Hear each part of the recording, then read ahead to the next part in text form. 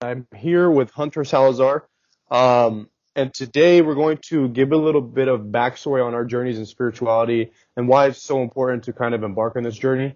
So I want to have you, Hunter, give a little intro on yourself. Tell me a little bit about, what your channel is all about, and kind of your journey in this whole spiritual journey. Yes, I'm Hunter Salazar, and my channel is about basically the gods and the spirits that I work with, my own spiritual journey. I also talk about mental illness, and uh, basically, I have a background in mental illness, really dealing with it.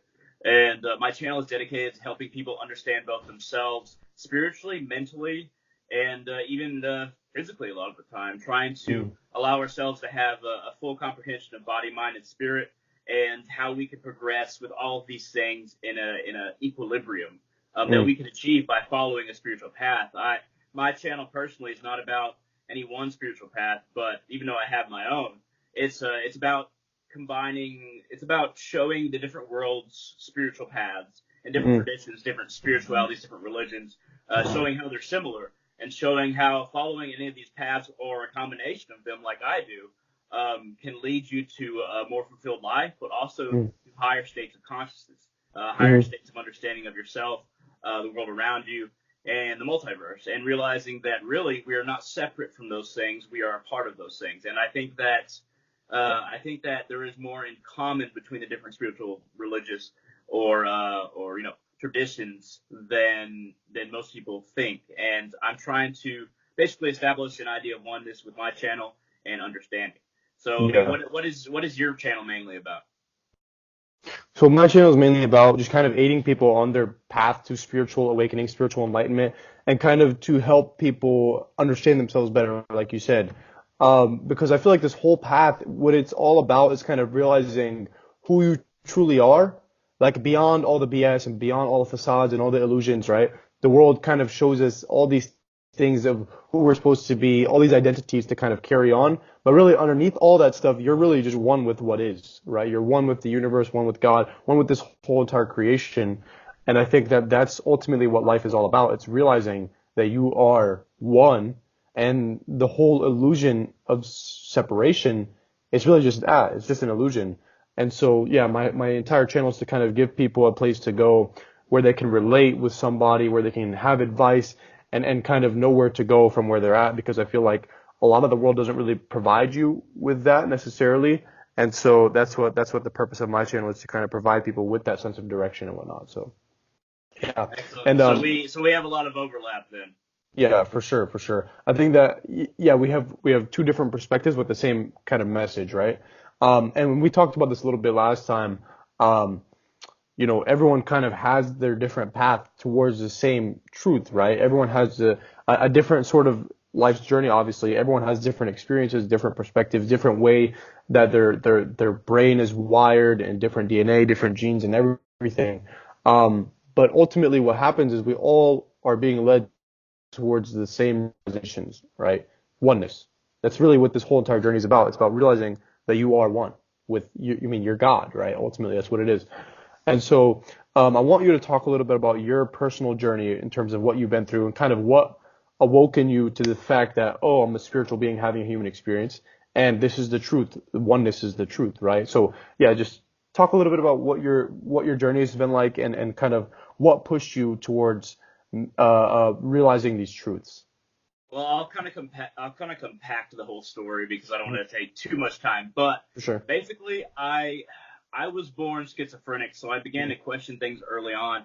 I had a lot of problem with social interaction, but I also started to realize that most of the other kids, and I'm 8 years old at this time when I really started my spiritual journey. Really. Most of the kids in school, most of them were Christian, and I realized that what they were saying was basically what their parents had told them, or what they just accepted as their own because their parents or their friends and their community accepted it.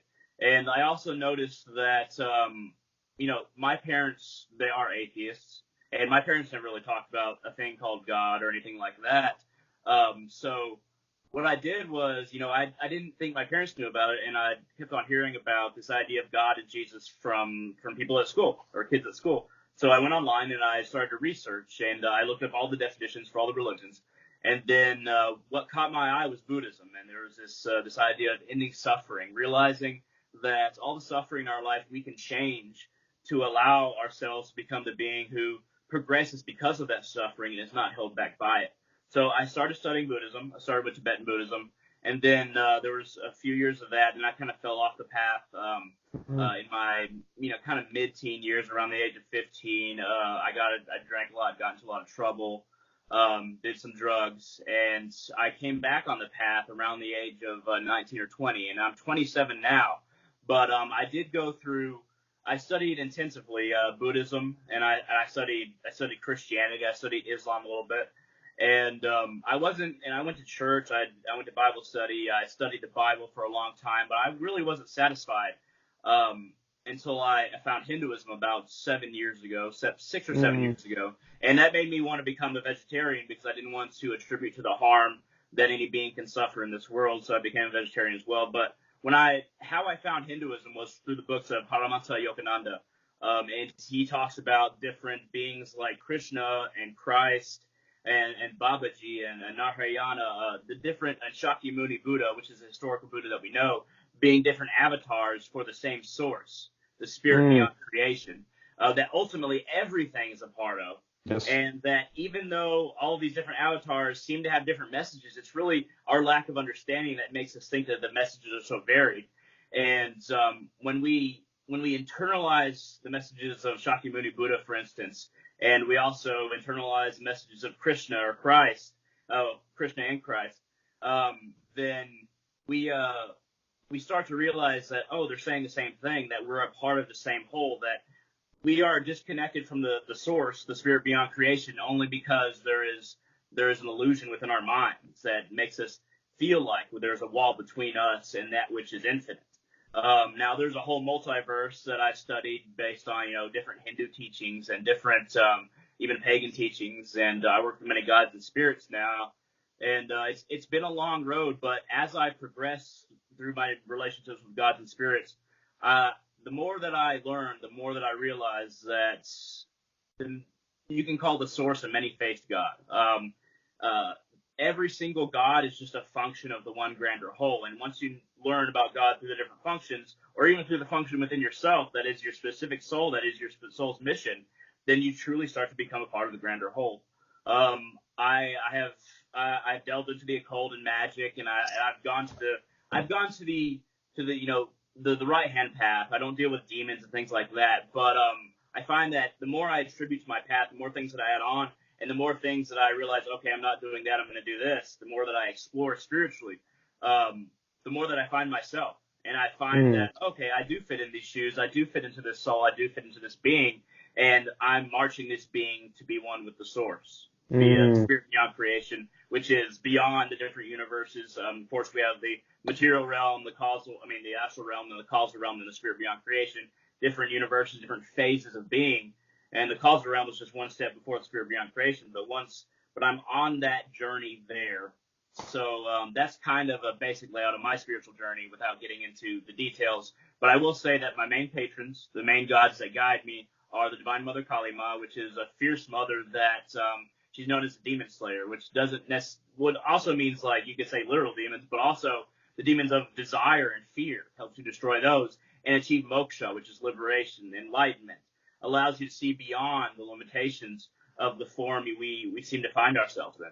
And Odin is very much the All-Father, which he tries to make this world last for as long as possible, the material realm, so that as many of us can realize our true nature as possible before we have to go back, before another night of Brahma, when everything comes back together, and then the universes are come out again, and then we have to kind of pick up where we left off. So along our spiritual journey, we never lose the progress we make. So we no matter how many universes there are, we keep on going along this journey, and nothing is ever lost. And I started to realize that as well. But that's my short spiel. Yeah. So from when I talked with you the other day, the conclusion I kind of came to was that pain is kind of what drove us both into kind of looking deeper into this stuff, if I'm not mistaken, right? For you, I mean, you started at the age of 8, which is really young, I gotta say. And you were kind of just curious. Curiosity sparked And your I interest in. did, and since I was schizophrenic, I did have that depression at an early age, and it was pain. It was this sense of not belonging, and then it was that kind of pain that started me on. So yeah, you're right about that. Okay. And I know for me it was the same thing, and you went through your experience with schizophrenia, and for me I told you about my experience with the marijuana and the psychosis and whatnot. So that was a very painful experience for me as well, and I know that that's kind of what drove me into looking into all this stuff. And I'm not sure if this conversation was with you or with someone else, but basically we talked about, oh, it was with someone else. Okay. Me and this girl, we talked about, if pain kind of had to be the motivator for everyone. Most people get into personal development or spiritual growth because of pain, right? And so I asked her, I was like, I wonder if there's a person out there that kind of got intrigued by this, or got motivated to begin working on themselves, and begin to kind of realize the truth for themselves and think for themselves, if they were motivated by something other than pain. And because I told her, I said, everyone I've met was motivated by pain.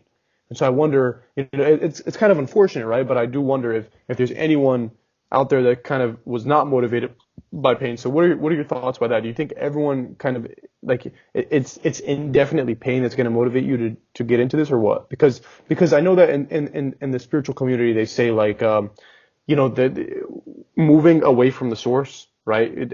Splitting from God, or like the oneness, the divine spirit beyond creation, it causes a lot of pain, right? And so that's kind of what drives people to want to move back towards the source. But I'm wondering if there's someone who, like, I'm trying to find the right way to put this. So they say that pain comes from moving away from it, but what if there's someone who necessarily wasn't and kind of just got into this somehow? You know what I'm saying? There's two things. It's either even people who feel the curiosity for knowledge have that pain of not having it. So Mm. in a sense it's always some form of pain, but it's not just what we usually think of as pain, because not having the sense of personhood and not having the knowledge that you feel like you need is painful as well. So um, you know, you can call that pain, but I think that if we were going to narrow it down to two things, it'd be pain and curiosity. Mm. Now, you know, I'm still very much a human being. I still drink. I don't drink nearly as much as I used to, and I still smoke cigarettes. And these are kind of my these are two of my weaknesses. And it's never, when you start on the spiritual journey, you don't have to be perfect. And in fact, you shouldn't expect to be perfect, because when you start on the spiritual journey, you don't have to immediately become a saint. You don't immediately have to stop doing everything. It just means that you are working away from that pain that was the existence outside of the spiritual journey. So I think that in a sense, it always is pain in a certain way. But if we're going to expand the conversation, big curiosity for what is not satisfied within yourself, a deeper satisfaction, and that oneness can only bring, that varying levels of oneness. And, it's not just, separation and then God. It's differing Yeah. levels as you get closer and closer and closer. So, it's like an onion. You keep on peeling away these things until you get to the core. And there's many pains between us and that, and there's many lacks of knowledge between us and that. So, yeah, no, that would be my answer. Just pain and No, curiosity. I love that answer. Yeah, I don't think you could have given a better answer than that. Yeah, right? It's like pain is the motivator, but it's not just the sort of pain that we think of. It's not like, just like emotional pain where, like, you're crying and depressed and stuff. Yeah.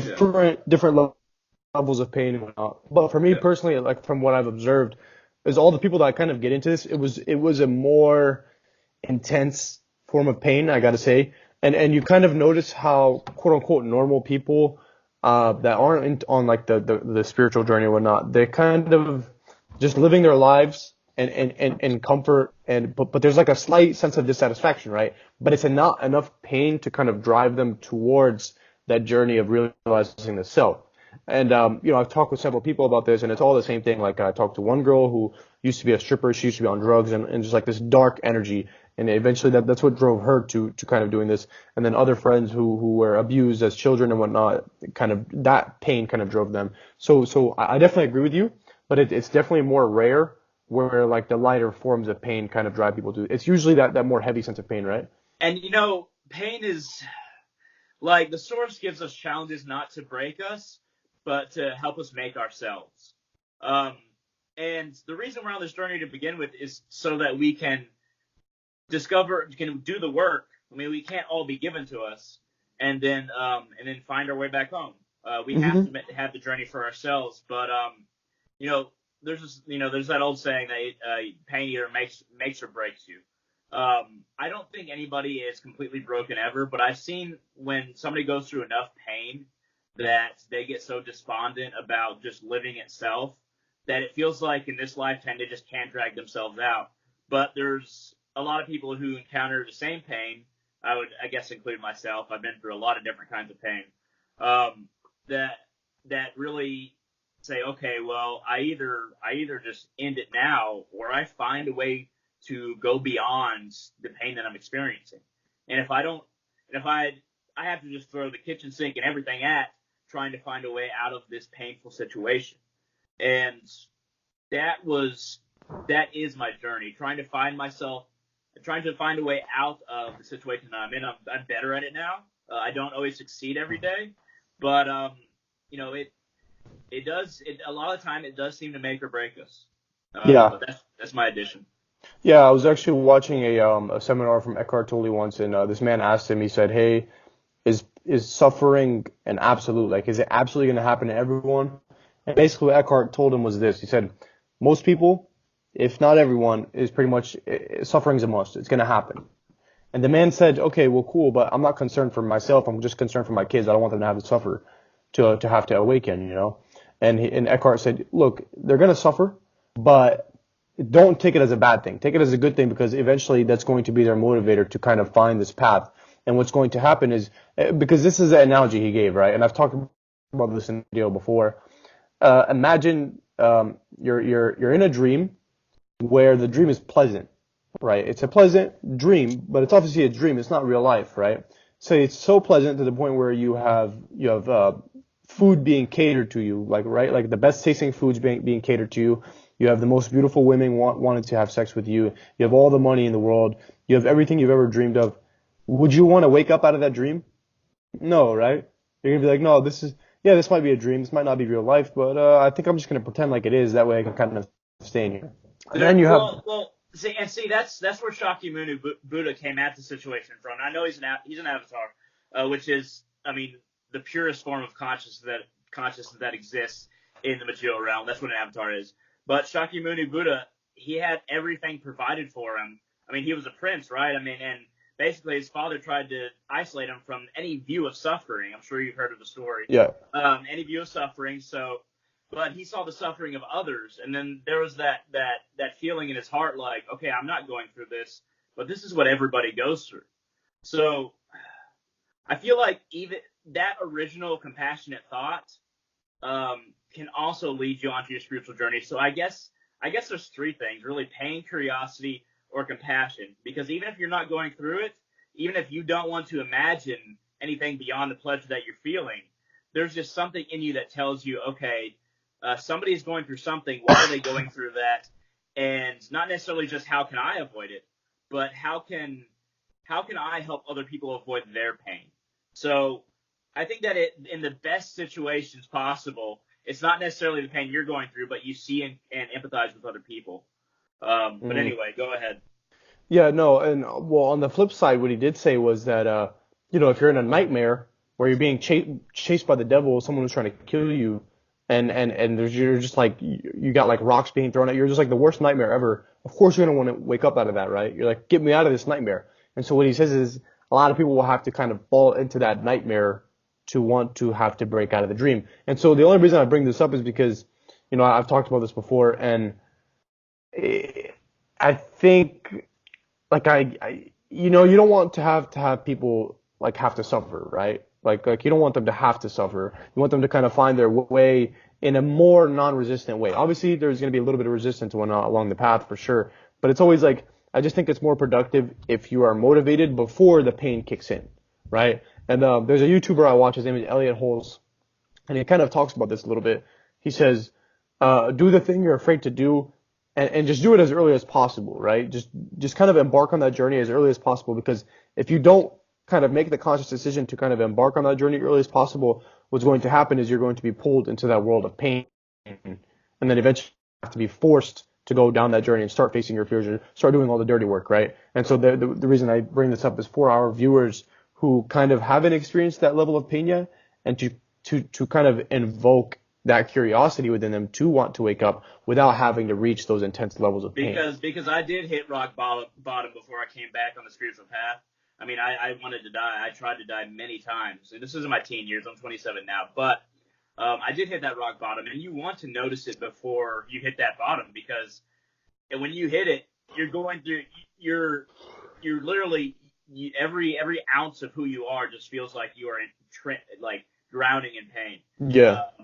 Multiple forms. I was experiencing many forms of pain, and you want to notice it before you get there. So if you see yourself on a path that is leading to that rock bottom, you want to stop it in its tracks. Yes. And take another route, because you're going the wrong direction. So there's two things in Hinduism that I do want to suggest really quickly is Preya and Shreya. Now, Preya is that part of us that says, oh, it feels good, just do it. And Shreya is that part of ourselves that says, if you could eat all that candy and it would taste good, but it would be so much better if you eat that spinach and it'll be better for you later.